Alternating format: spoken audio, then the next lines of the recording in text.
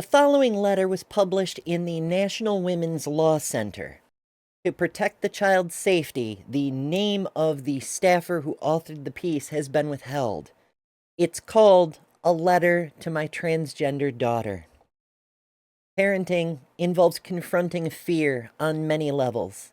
A piece of your heart is out in the world, and you have little to no control over what the world will do. When I was just a few years into my parenting journey, I realized my child was on a path I had never traveled and knew next to nothing about. I hope that by sharing the story of what I learned on this journey by her side, and usually several steps behind, I will help others. And so I'm starting with this public letter to my daughter. The morning after the election, I went in to wake you for school and told you that Donald Trump had won a second term. You lay back down and curled into a ball. With tears running down your cheeks, you asked me questions about what would happen next. The next night, you woke up in the middle of the night from a nightmare. In it, Donald Trump had taken away your gender-affirming care. Military officers dressed in brown stormed into our house, clearing our counter of estrogen with a jagged knife, roughly yanked out your puberty blocker. You dreamed that in fighting these actions in court, our family lost our home and had to move to a dilapidated house where the roof was falling in. This administration is, quite literally, your worst nightmare. Years earlier, we painted your nursery blue. We ordered pizza and invited friends over to paint puffy white clouds on the ceiling. I was so proud of the airplane mobile I found to hang over your crib and imagined you gazing up at your blue sky. When you were 2, you picked out the pink dress your sister would wear home from the hospital. You covered her in kisses when we placed her in your arms. We were a home of dress-up, a home of pick-your-own clothes, a home of practice making good choices. There are so few things little bodies have control of. Picking your own clothes felt like the right first domain for us to place in your capable hands. I remember holding your baby body over your dresser drawer and waiting for your tiny arms to reach for one of the 2 options I would set out.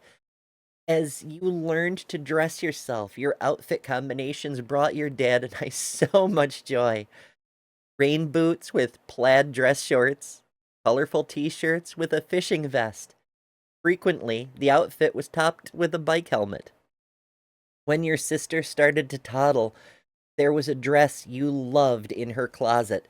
Even today, I can see it hanging there, just at your eyeline. A soft cotton tank dress with a flowing tutu skirt, blue and white stripes on it. Seeing you smile and twirl, how could I discourage you?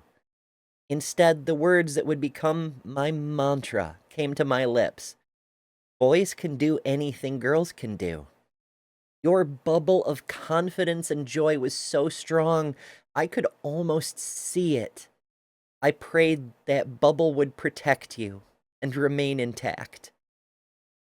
As you asked questions, I gave you the best answers I could in words and definitions I hoped were clear and comforting.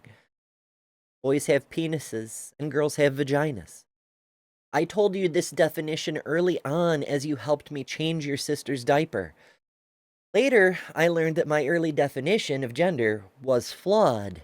It defined gender solely in anatomical terms when in fact the qualities that we typically connect to gender include several independent variables that exist on a spectrum, including our bodies, gender identity, and gender presentation or expression. Your closet began to fill with dresses and skirts in addition to your favorite blue plaid dress shorts and rain boots. For the next 2 years, we thought we had a son who occasionally wore dresses and other times wore suits, bike helmets, rain boots, and wild color combinations. Life was busy, and we focused on parenting 2 preschoolers the best way we could. You were a voracious reader. At age 5, you could read confidently on your own. Your preschool library had an LGBTQI+ section. One spring day in your preschool classroom, you found the book, I Am Jazz, in the school library. It was in that book that you first learned the word transgender. You later told me that a light went on inside you when you read the lines, I have a girl brain in a boy body. This is called transgender, and I was born this way. Today I'm sad to tell you, dear one, that sweet libraries and books like the one that lit you up are disappearing each day as pro-censorship extremists strip schools of inclusive materials and curricula.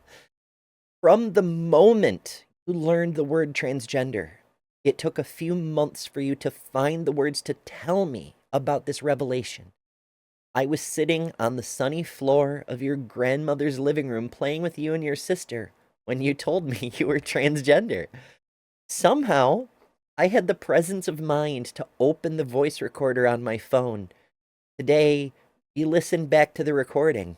It makes us giggle at the chaos that is a conversation with a 5-year-old and her interjecting 3-year-old sibling. But through all the interruptions, the thread of the conversation comes through clearly. You said, sometimes I feel like a boy and sometimes I feel like a girl. So I said, do you think people who are transgender feel the same or different from how you feel? You said, quietly, but clearly, it feels the same. So I said, does it bother you that you have a boy body? And even more quietly, you said, I don't like being a boy very much. It was fall when you made the same declaration to your kindergarten class. In the recess line, this time you were more definitive. I am a girl like Jazz. You told them to call you by a new name. The next day, we were running errands as a family. Crossing the street, I swung you by your hand up the curb and said, how is my sweet daughter? The words felt forced on my tongue, and I felt a flutter of doubt in my heart until I saw your face. Your eyes widened, and you looked up at me, and then you wrapped my legs in a tight hug and said, Mommy, thank you for calling me daughter. I felt my eyes well up with tears. This was the first moment I understood how important it was to you. This wasn't just an experiment or playing pretend or a call for attention. You are my daughter. I'd like to say that this was the end of your transition, but there were still doubts and still enough moments when you would tell us, I feel like a boy today, that would let us default back to what was familiar. Your dad and I had endless conversations about how best to support you. It's easy to say, follow your child's lead. It's much harder to find balance in that practice. It was spring when your dad represented us at your parent-teacher conference. Your teachers told us that they noticed you had become subdued. You didn't have the same spark of joy they were used to. When they asked you if you had a message for us, you told them 3 things. You wanted us to get one of the toys they had in the classroom at home. You wanted us to use she, her pronouns and your new name all the time. You wanted to enroll in 1st grade as a girl. This moment hit us both like a ton of bricks. We had noticed your fading joy too. We realized that we needed to listen better. At first, I think I hesitated to throw my full support behind your social transition because I was afraid that your life would be more difficult, that people would treat you badly, or that they would judge me as a mother. I was also sad that the future I dreamed for you would be different than what I had imagined with so much anticipation. And I think part of me was indignant that the future wasn't something within my control, that your identity included something I didn't already know intimately. It took me time to understand that those responses were all about me, not you. Because you didn't need to transition. You always knew who you were and did an amazing job expressing that identity consistently, persistently, and insistently. The rest of us had to transition to see you for who you are. I was focused on the wrong things, and it took me time to start concentrating on the right things. You and what you needed from me. Today, sweet girl, I'm sad to tell you that teachers like the ones who celebrated you for expressing yourself and that helped you share that message with us are being persecuted around our country. My heart goes out to the families who have to travel this journey without that wraparound support. With your teacher's information in hand, we started to reach out for help. We joined groups for parents of gender-expansive children. We found a therapist who felt like a ray of sunshine and helped us understand what you had been trying to tell us. It took a few sessions before the therapist officially told us she believed that you were a transgender girl. Having her support and reassurance was the final piece we needed to understand what it looked like to let you lead the way in your gender journey. From there, it felt easier to fully follow your lead. When you asked us to help you come out to friends or family, we did.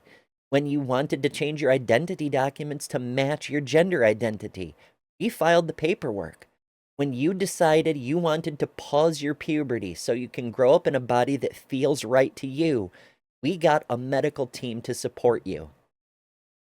You seem to have built up an instinct to know when you were ready to let people know that special aspect of your identity, and when to let other aspects of your identity take the front seat. Not every conversation has gone smoothly, but you lead each time. It's your choice, and we will do everything we can to make sure it stays that way. I've been clear in each of the not-so-smooth moments that the bias we faced came from a place of misinformation and fear. When the solution to the bias is to separate you from others, I feel my inner mama bear roar. You have a right to exist, to be seen fully, to be treated with dignity and respect. You don't need anyone else's permission to be you. While at some points we've had the protection of the law, the courts, and the federal government on our side, the protections you have had are now under attack. Because you are a well-informed teen, you know that Trump and Project 2025 have already begun executing their detailed game plan to quite literally make your life miserable.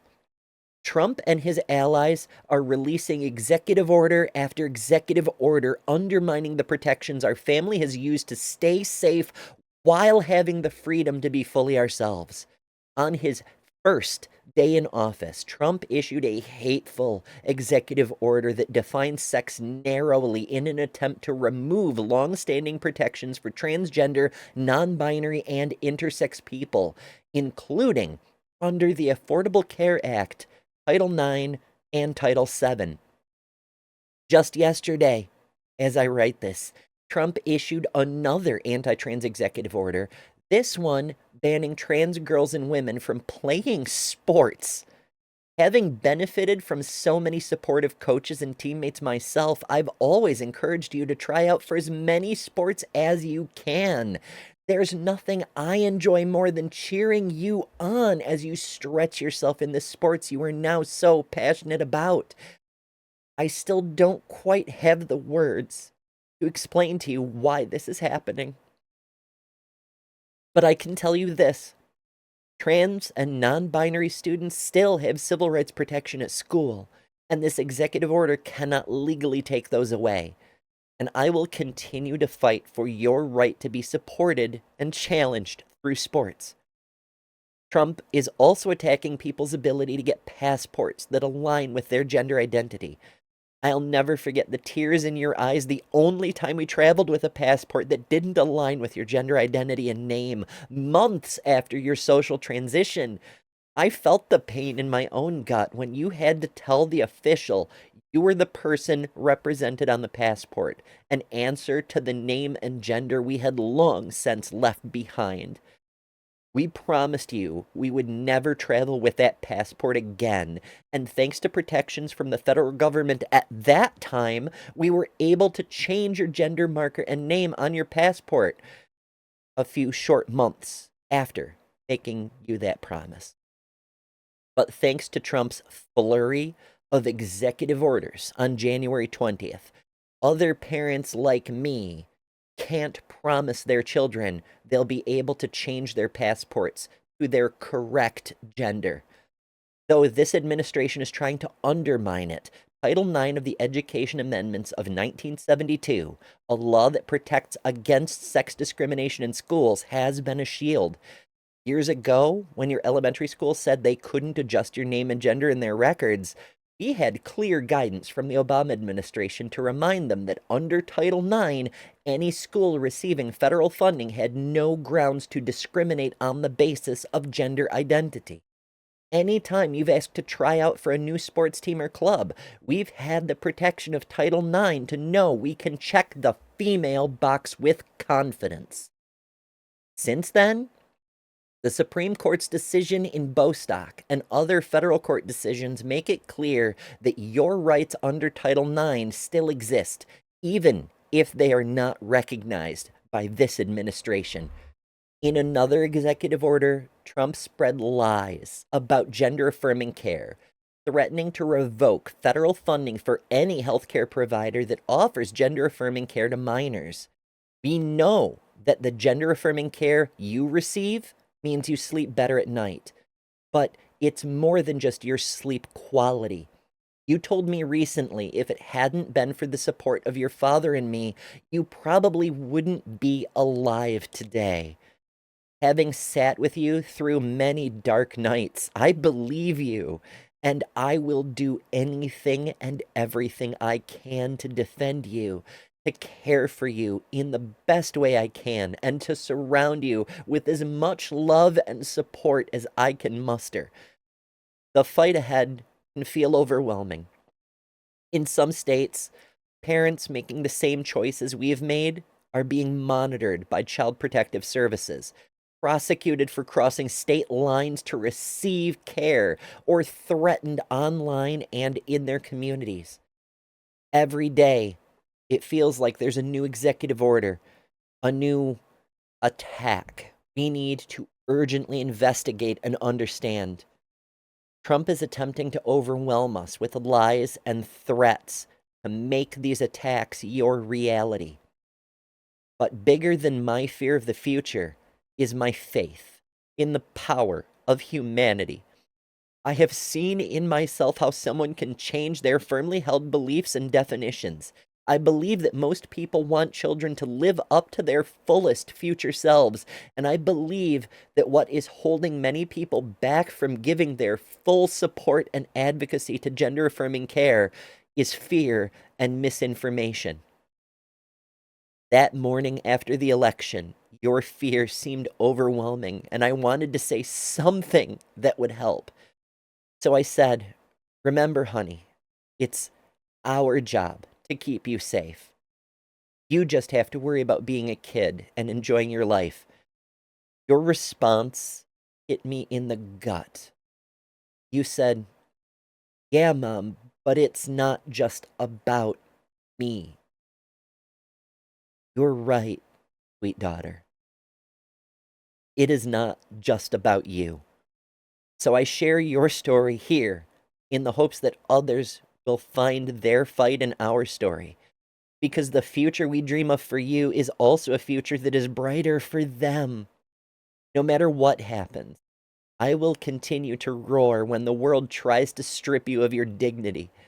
You are a piece of my heart, and I will never stop fighting for your right to exist.